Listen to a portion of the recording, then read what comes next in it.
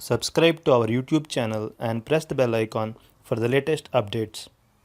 How to enable or disable full screen mode in Google Chrome. Open Google Chrome browser on your computer. Navigate to your favorite web page. Click on the three dot icon located at the top right corner of the page.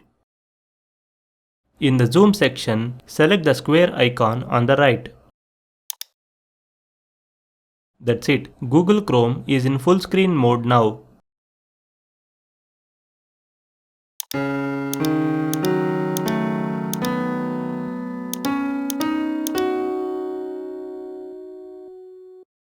To return to the standard view, press the F11 key on your keyboard. This is how you can enable or disable full screen mode in Google Chrome. Thank you for watching.